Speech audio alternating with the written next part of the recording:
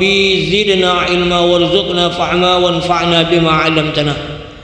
Amma ba'du, yang kami muliakan para asatid, para ustazat, imam kita Al-Mukarram Ustaz Ibrahim LCMAG, Ustaz Fahrul Razi Al-Hafiz, segenap pengurus jamaah Masjid Agung Sultan Mahmud Badaruddin Jaya Wikromo, bapak-bapak, ibu-ibu, hadirin hadirat para jemaah, mudah-mudahan semua yang hadir berkumpul malam hari ini semuanya senantiasa dirahmati, diberkahi, dimuliakan, dijaga, dipelihara Allah Subhanahu wa taala. Selalu bersyukur alhamdulillah, malam ini kami menggantikan guru kita. Mudah-mudahan insyaallah pertemuan kita bernilai ibadah di sisi Allah. Mudah-mudahan Allah ridha, Allah sayang kepada kita semua. Mudah-mudahan kita diberikan keselamatan, kebahagiaan mulai dari dunia alam barzakh insyaallah sampai alam akhirat nanti. Salawat dan salam semoga selalu dicurahkan, dilimpahkan kepada junjungan kita Nabi Muhammad sallallahu alaihi wasallam beserta para keluarga, para sahabat dan para pengikutnya hingga akhir zaman. Malam ini surah Al-Isra, tapi kita buka tafsir Ibn Katsir. A'udzubillahi minasyaitonir rajim. Fa idza jaa wa'du ulahuma ba'atsna 'alaikum 'ibadan lana uli ba'sin syadidin fajasu khilalad diyar wa kana wa'dan maf'ula. Surah Al-Isra ayat yang kelima. Fa idza jaa, maka apabila datang saat hukuman bagi kejahatan pertama dari kedua kejahatan, maka kami datangkan kepadamu, ba'atsna alaikum, maka kami datangkan kepadamu hamba-hamba kami yang mempunyai kekuatan yang besar, lalu mereka merajalela di kampung-kampung, dan itulah ketetapan yang pasti terlaksana. Zikrun fit Taurati annal yahuda yatghuna marrataini. Ini menyebutkan di dalam kitab Taurat bahwasanya orang-orang Yahudi membuat kerusakan dua kali. Yukhbirullahu ta'ala annahu qada ila bani Israila fil kitabi. Jadi Allah Subhanahu wa taala mengabarkan bahwasanya Allah menetapkan kepada Bani Israel di dalam kitab At-Taurat, ay taqaddama ilaihim wa akhbarahum fil kitabil ladzi anzalahu alaihim annahum yufsiduna fil ardi marrataini.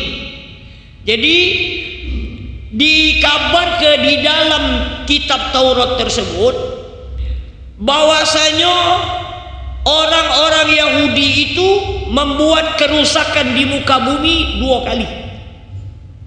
Jadi orang Yahudi ini luar biasa, membuat kerusakan, membunuh, menghancurkan bangunan-bangunan, membunuh binatang ternak. Pokoknya banyak yang sudah dibunuh oleh orang-orang Yahudi, orang Bani Israel ini, termasuk Nabi Zakaria. Jadi bunuh orang Yahudi, Bani Israel, termasuk Nabi Yahya, dan akan membunuh Nabi Isa alaihi salam. Akan tetapi diselamatkan oleh Allah. Wa ma qataluhu wa ma salabuhu walakin syubbiha lahum. Mereka tidak membunuh Nabi Isa dan tidak menyalib Nabi Isa, akan tetapi kami serupakan. Barrafa'ahullah, akan tetapi Allah angkat Nabi Isa, diselamatkan. Jadi Bani Israel ini mulai sebelum 975 sebelum Masehi telah berbuat 2 kali kerusakan. Di mana? Di Palestina. Ini sejarahnya Israel dengan Palestina. Jadi mereka telah membunuh nabi-nabi tadi. Kemudian orang Bani Israel ini ada 2 kelompok, 2 golongan, 2 kerajaan. Yang pertama kerajaan yang megang di sebelah selatan, itu suku Yahuda dengan suku Bunyamin. Ada lagi di sebelah utara, ada 12 suku. Kalau yang suku selatan tadi rajanya namanya Rehoboam, itu anaknya Nabi Sulaiman. Di sebelah utara tadi 10 suku, rajanya namanya Jeroboam bin Nebat. Jadi masing-masing menguasai 2 wilayah itu. Jadi kekuasaan mereka itu pada waktu itu luas. Mereka berbuat kerusakan. Pokoknya siapa yang tidak donurut, tidak bersependapat dengan mereka, tidak galak bayar upeti, bayar pajak, di bumi hanguskan. Jadi wilayah-wilayah lain itu nak dikuasai oleh Bani Israel. Maka mereka berbuat kerusakan. Banyak yang sudah dibunuhnya, tidak terhitung. Jadi kalau kita kaitkan ayat ini dengan kejadian sekarang, memang dari zaman dulu Bani Israel itu nekak bantahan, dak baca denger, dak baca dia nasihat.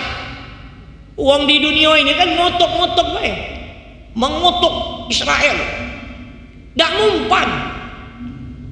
Jangankan manusia, Allah baik lawannya. Saking hebatnya mereka ini. Waktu di zaman Nabi Musa, dalam surah Al-Baqarah di awal-awal itu kan, ketika ada seseorang meninggal,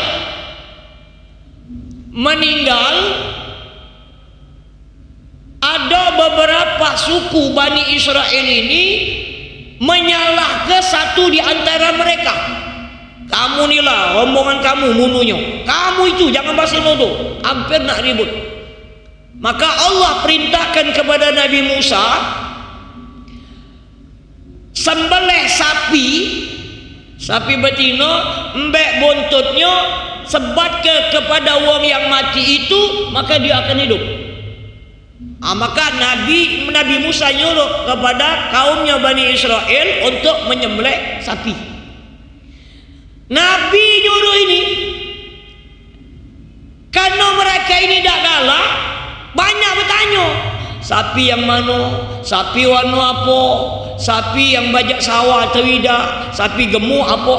Hampir mereka itu tidak galak. Akhirnya karena terpaksa disembelih sapi itu oleh Nabi Musa, nembeknya buntut sapi itu digepuk dengan orang yang mati, dengan kuasa dan izin Allah balik hidup. Kata Nabi Musa, siapa yang bunuh kau? Ini nak yang bunuh aku. Mati lagi. Jadi dalam ayat itu, dalam tafsirnya, pelajaran buat kita, adakah orang yang mati balik hidup? Ada. Banyak. Termasuk Nabi Soleh lah meninggal, mati, balik hidup dengan kuasanya Allah. Ketika Nabi Isa menghidupkan anaknya Nabi Nuh dengan kuasa dan izin Allah macam hidup. Nabi Ibrahim ketika diperintahkan oleh Allah mencincang-cincang burung, taruh berpisah-pisah, kemudian dipanggillah burung itu dengan kuasa dan izin Allah, balik hidup. Jadi orang mati ada yang hidup lagi. Termasuk yang dibunuh oleh kaumnya Bani Israel, sehingga mereka tidak berdebat lagi, ini yang membunuh, karena yang mati tadi dihidupkan kembali oleh Allah. Jadi kalau pacak kita ngidup orang yang galak berbunuh-bunuh itu kan, tahu gitu, awas hidup ke. Jadi Bani Israel ini luar biasa. Sampailah saat saat ini menghancurkan, membunuh saudara-saudara kita yang di Palestina itu. Ya. Negara-negara Islam banyak KTM ini. Jadi mereka ini akan dibalas oleh Allah. Allah datang ke musuh-musuh mereka sendiri yang akan menghancurkan mereka. Jadi kehancuran pertama mereka itu ketika mereka membuat aniaya, Allah datang ke wong yang lebih keras daripada mereka, wong yang lebih melawan daripada mereka, sehingga Bani Israel yang membuat kehancuran itu dihancur ke pulau, dihabiskan, termasuk masuklah mereka itu ke dalam masjid Baitul Maqdis, Masjid Aqsa. Mati kalau. Summa radadna lakumul karrata alaihim wa amdadnakum bi amwali wa banina wa ja'alnakum aktsara nakira.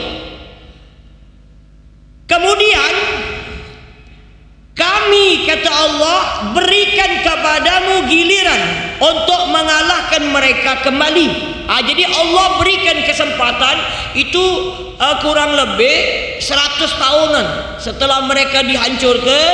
Kemudian Allah kembalikan kepada Bani Israel tadi kekuatan untuk mengalahkan mereka kembali, dan kami membantumu dengan harta kekayaan dan anak-anak, dan kami jadikan kamu kelompok yang lebih besar. Jadi setelah mereka dihancurkan, maka Allah berikan kesempatan kepada mereka, diberikan kekayaan yang melimpah, anak-anak keturunan yang banyak, sehingga kelompok mereka ini besar.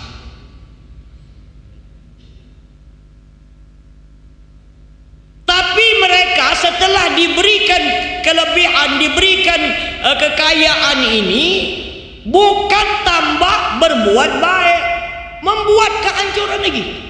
Itu nekak bangsa tadi. Lah diingat ke, lah dinjau tahu, kamu dulu dah dihancur doang, lah sudah disiksa, lah dibunuh, sudah diberikan oleh Allah kelebihan lagi, mereka tetap tidak berbuat baik lagi. Jadi ini kehancuran yang pertama, dan yang akan terjadi kehancuran yang kedua. Karena mereka sudah 2 kali melakukan kehancuran, maka siapa yang berbuat zalim, balasannya zalim. Siapa yang berbuat baik, balasannya baik. May yarham yurham. Siapa yang menyayangi akan disayangi. Siapa yang membenci akan dibenci. Ngapa mereka ini masih baik, tidak taat kepada Allah, tetap melakukan berbuat kerusakan, kehancuran? Karena rasa sombongnya tadi. Kaya, iya. Jadi yang menguasai sejarah kita saat ini, yang menguasai ekonomi dunia ini siapa? Wong Yahudi. Ada keterangan Presiden Amerika itu kalau tidak mendukung orang Yahudi, tidak mendukung Israel, tidak akan terpilih. Makanya presiden-presidennya pasti menjaga, melindungi Israel. Karena ekonomi dunia ini dipegang oleh Yahudi.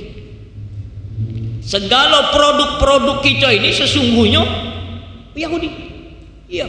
Makanya yang kemarin banyak ribut boikot itu, seluruhnya itu hampir rata-rata yang ada dengan kita di rumah kita produknya Yahudi. Jadi mereka sombong karena mereka kaya, keturunan mereka merasa hebat-hebat lalu, kemudian mereka ini menguasai, mereka sombong. Ini yang menyebabkan kehancuran mereka karena sombong. Ada riwayat sebelum itu, siapa yang sombong pertama kali? Iblis. Iblis itu, kata Imam Al-Ghazali, beribadah kepada Allah selama 80.000 tahun. Menurut keterangan yang mengkepalai seluruh malaikat-malaikat itu, aman bahasa kita kepala pecong malaikat itu iblis. Saking dia taat dengan Allah. Ketika Allah akan ciptakan manusia, menciptakan Nabi Adam, pertama malaikat-malaikat yang agak protes. Ataj'alu fiha may yufsidu fiha wa yasfiku dima wa nahnu nusabbihu bihamdika wa nuqaddisu lak. Ya Allah, apakah engkau akan menjadikan orang yang akan menumpahkan darah, membuat kerusakan di muka bumi dan akan menumpahkan darah, sedangkan kami memujimu, bertasbih kepadamu, mensucikanmu. Ada keterangan sebelum Nabi Adam diciptakan oleh Allah, Allah sudah menciptakan makhluk sebelum kita, sebangsa jin. Banyak waktu itu di dunia ini berbuat kerusakan, menumpahkan darah, bermusuh, berperang-perang. Itulah gawainya. Sehingga Allah musnah segala, sehingga Allah akan ciptakan khalifah Nabi Adam. Ketika Allah ciptakan Nabi Adam, kemudian Allah suruh sujud iblis dan malaikat kepada Nabi Adam, maka seluruh malaikat sujud. Wa iz qulna lil malaikati isjudu li adama fasajadu illa iblis aba wastakbara wa kana minal kafirin. Dan ingatlah ketika kami berkata kepada malaikat-malaikat, sujudlah kalian semuanya kepada Nabi Adam kecuali iblis. Maka ayat itu wa iz qulna lil malaikati isjudu, seluruh malaikat-malaikat kecuali iblis. Maka sebenarnya iblis dengan malaikat itu sejajar, dan bahkan iblis ini ngepalai malaikat-malaikat. Ngapa iblis tidak galak sujud? Karena dia sombong dan dia termasuk orang-orang kafir. Sombong. Allah tanya, wahai iblis, ngapa dah galak sujud kepada Nabi Adam? Kata iblis, ana khairum minhu, aku lebih baik dari Adam ya Allah. Khalaqtani min nar wa khalaqtahu min tin. Kau ciptakan aku dari api, sedangkan Nabi Adam dari tanah. Hebat aku, gegot aku. Sombongnya bukan kepada Allah iblis ini, kepada Nabi Adam. Sehingga Allah jadikan iblis ini yang 80.000 ibadatnya, 80.000 tahun ibadatnya, Allah masukkan ke dalaman orang-orang ingkar kafir. Karena sombong. Jadi merasa dia lebih dewek. Itu orang Bani Israel tadi, sombong. Merasa kaya, merasa dia berkuasa, merasa dia kuat. Ini sejarah sombong itu iblis. Iblis tidak tahu Nabi Adam yang Allah ciptakan dari tanah itu lebih mulia, lebih bagus. Laqad khalaqnal insana fi ahsani taqwim. Sungguh, kata Allah, itu kalimat takkid. Laqad kana lakum fi rasulillah, laqad, ada laqad, sungguh kami telah menciptakan manusia dalam bentuk kejadian yang sangat baik. Dalam kitab As-Sab'iyatu fi Mawadihil Bariyat, jadi diriwayat ke bahwasanya di dalam diri manusia ini, seluruh penciptaan alam semesta ini seluruhnya ada di dalam diri kita. Malaikat dari nur ciptakan Allah, ada nur dalam diri kita. Allah ciptakan iblis dari api, ada unsur api dalam diri kita. Cobalah digosok ke lampu-lampu, panas. Ada wong nak marah baik, ngingas, itu unsur api. Ketika Allah ciptakan bermacam-macam air di muka bumi ini, sesungguhnya air itu ada dalam diri kita. Sungai Musi rasanya tawar, ada di mana? Di badan kita, di mulut. Air ludah tawar, kecuali wong sakit pahit. Air laut asin ada dalam diri kita. Di mana? Air mata keringat. Pernah kita olahraga keringat masuk ke mulut, rasanya asin. Apa kita tunjuk uyah? Tidak, itu air laut. Ada air pesing, kencing. Ada air pahit. Air apa pahit? Di kuping. Cuma tak usah dicecepi. Ayo ustaz, ini aku nak kebukti ginian, kececepi. Pahit, pahit. Ada air amis di muka bumi ini, ada di dalam diri kita, darah. Ada air busuk di muka bumi ini, ada dalam diri kita, air nanah. Jadi seluruh air ada di dalam badan kita. Dan warna-warna yang ada di muka bumi ini, kuasanya subhanallah ada di dalam diri kita.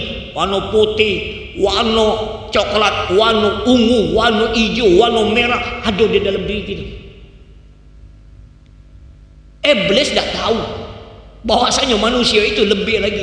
Bahkan dalam kitab itu mengatakan hatinya orang yang beriman lebih mulia dari surganya Allah.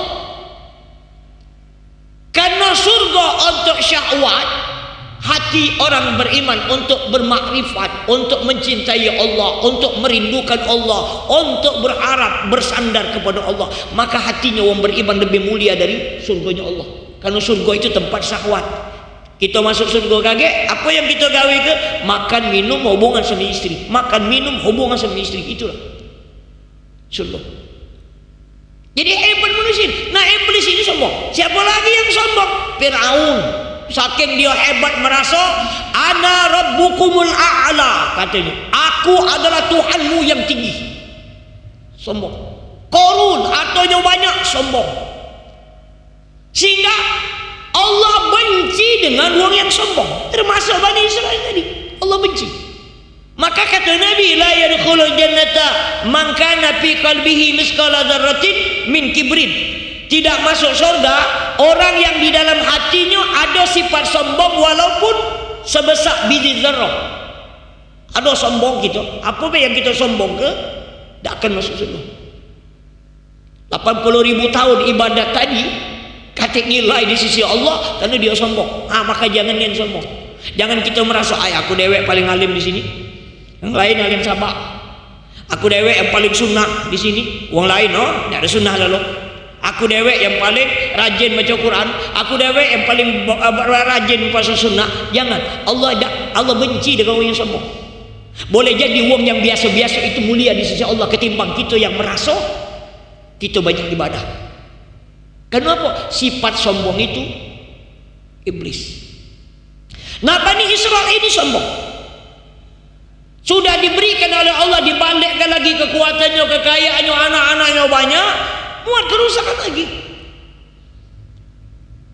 Kemudian in ahsantum li anfusikum wa in asatum falaha. Fa idza jaa wa'dul akhirati liyasu'u wujuhakum wa liyadkhulul masjida kama dakhaluhu awwala marrah wa liyutabbiru ma 'alau tatbira.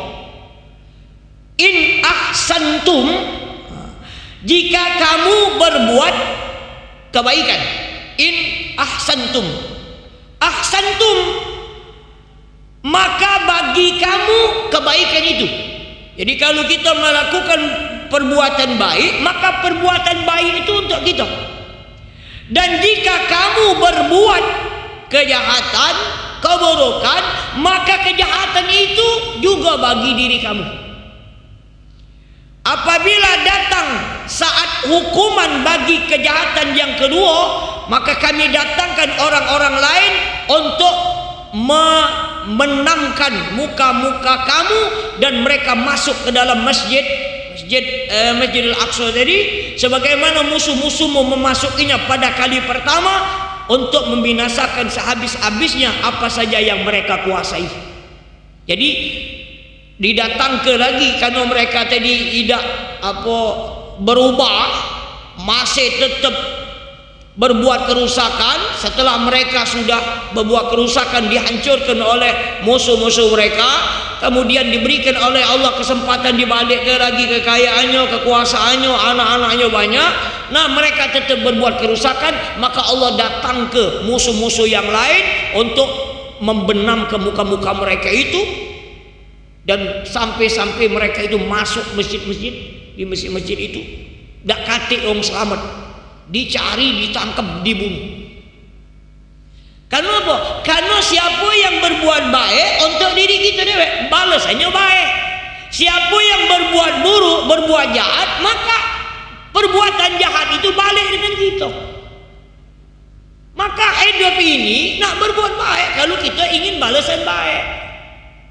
Kalau nak dapat jahat, nak mendapatkan keburukan, lajulah berbuat buruk, dibalas oleh Allah. Kami Pak Ustaz galakkan ibadat. Untuk apa ibadat itu? Yang penting mencari duit hidup ini. Sudahlah, itulah. Yang nak merampok, orang nak begal, orang nak bunuh, orang nak zalim, pasti dibalas oleh Allah. Mungkin orang lain dah sanggup karena dia punya kekuasaan. Berbuatlah buruk, berbuatlah jahat, ada balasannya. Makanya Syekh Ali Jum'ah pernah ditanya, kenapa Allah tidak datang ke bala tentaranya, bantuannya untuk menghancurkan orang Israel? Lah luar biasanya orang Israel itu. Lah sudah jutaan saudara-saudara kita itu sudah dibantai, dibunuh. Ya dia kuasa, impak ke bom, tahu mati, tembak. Kata Syekh Ali Jum'ah, karena Allah sayang kepada umat Islam. Disitulah medan jihad itu. Kalau Israel hancur, uang-uang yang jahat itu dihancur ke, sudah habis tempat untuk kita berjihad. Maka orang-orang Palestina itu luar biasa. Kenapa? Mereka meyakini Al-Quran dengan seyakin-yakinnya. Jadi siapa yang berbuat baik pasti akan mendapatkan kebaikan. Siapa yang berbuat buruk pasti akan mendapatkan keburukan atas perbuatan mereka itu. Maka mereka tidak akan tinggal ke negeri mereka. Mereka tetap berjuang. Mati siko tumbuh 100, mati wong 10 timbul wong 1000. Maka kemarin waktu penyerahan Sandra, bingung wong Israel itu. Padahal lah ditembak lah, dibumi, tambah banyak wong Hamas ini. Dah habis-habis. Dan Hamas itu yang kita tahu, sama-sama kita tahu, bukan sembarangan wong. Yang melok pasukan itu wong hafal Quran itu. Habis Quran. Yang gawinya kalau tidak berperang, maca Quran. Dia ngebom lagi maca Quran.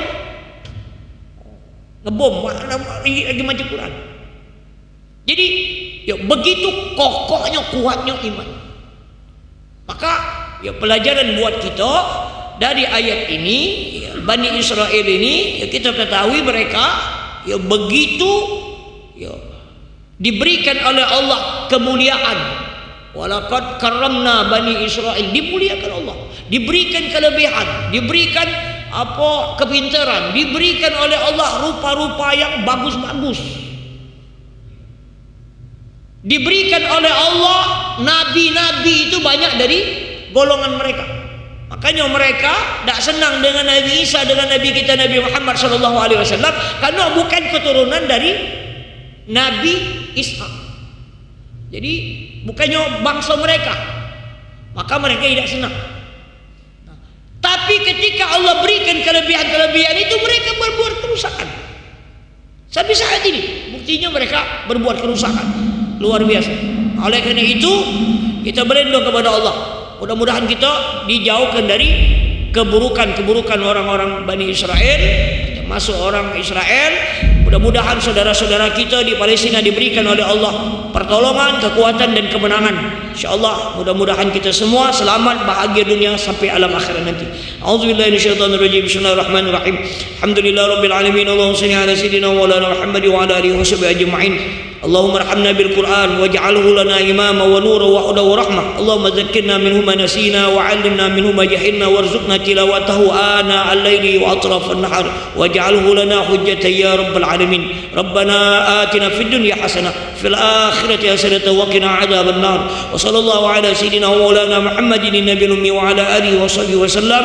الحمد لله رب العالمين. تقبل الله منكم منا ومنكم تقبل يا كريم. سبحانك اللهم وبحمدك أشهد أن لا إله إلا أنت أستغفرك وأتوب إليك. السلام عليكم ورحمة الله وبركاته.